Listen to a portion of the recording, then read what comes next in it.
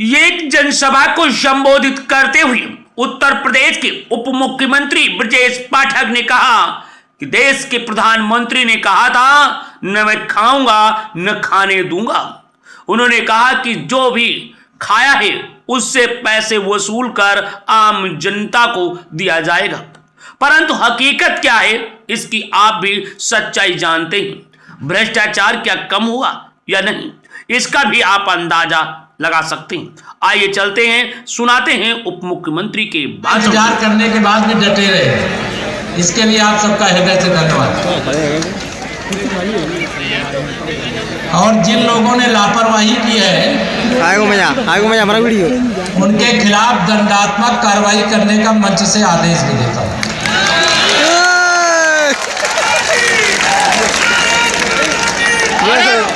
ये ग्राम चौपाल है। ग्राम चौपाल में हमारे गांवों से सभी लोग आए हैं। मैं सबका हृदय से फिर एक बार स्वागत करता हूं और आपको बता रहा था कि माननीय प्रधानमंत्री जी 2014 में जब आप सबके आशीर्वाद से देश की बागडोर संभाले थे, उस समय देश भ्रष्टाचार के दलदल में डूबा हुआ था और उस समय माननीय प्रधानमंत्री जी ने कहा था ना खाऊंगा ना खाने दूंगा। और जिन्होंने मेरे देश को, मेरे देश के गरीबों को, मेरे देश के किसानों को, मेरे देश के भविष्य को लूट करके खाया है, उसकी जांच कराऊंगा और पाई पाई वसूल करके देश की भलाई में फिर से लगाने का काम करूंगा। और जी राम जी अधिनियम इसी के लिए आया है कि भ्रष्टाचार के दलदल में डूबा हुआ जो मनरेगा था उससे बाहर निकले। जैसे स्मार्ट सिटी बन रही है वैसे स्मार्ट गांव बने। गांव के अंदर बहुत से गांव ऐसे हैं, मेरे पास बहुत सारे लोग आवेदन देते हैं कि हमारी 100 मीटर 200 मीटर सड़क है, हमारे मोहल्ले की नाली है, उसको बनवा दो। बरसात के समय बाढ़ आती है, भर जाता है पानी, उसको निकलने की व्यवस्था करा दो। तो मैं आपको बताना चाहता हूं कि जी राम जी अधिनियम के माध्यम से अब गांव में जल का संरक्षण का प्रबंध भी होगा, जल के निकासी की भी व्यवस्था होगी और आपकी गलियां भी जैसे शहर आगरा चमक रहा है वैसे गांव की गलियां भी चमचमाएंगी। यह मैं आपको बताना चाहता हूं।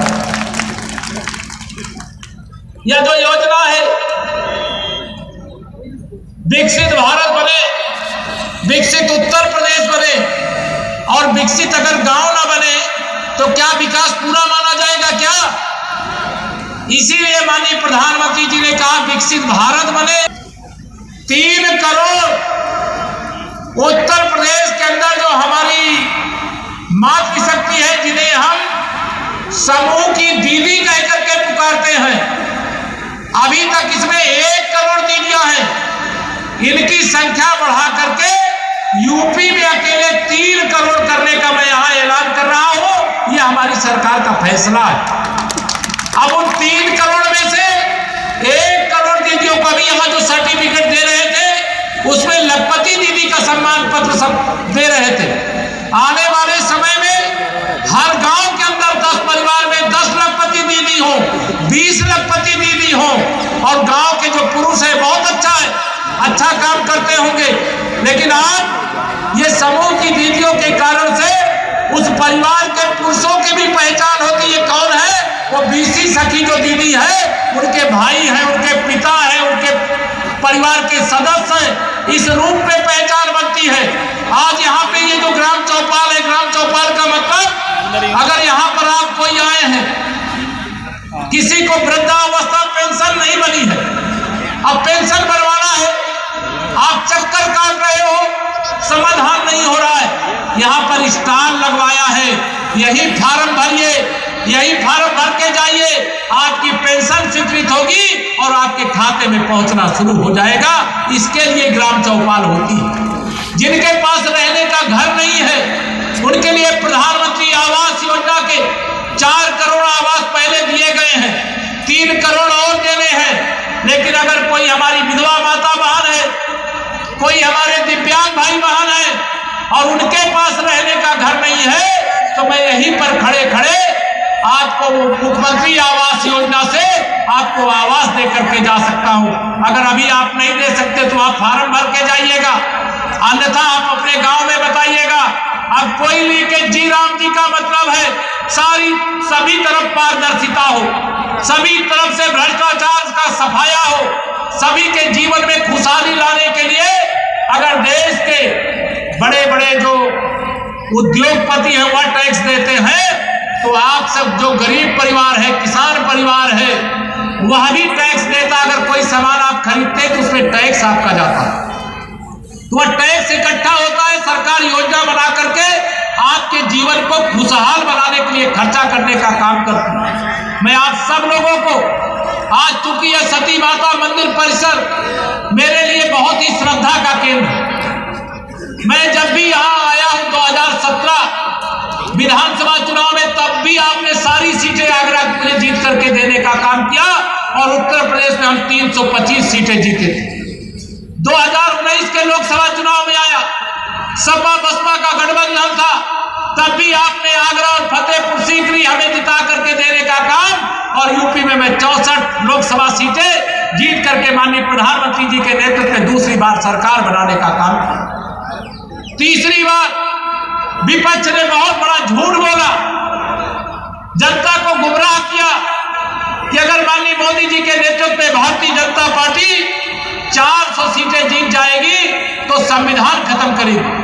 हम संविधान को खत्म करने का अपराध करने वालों को सजा देने वाले हैं। हमारी पार्टी संविधान की पुजारी है।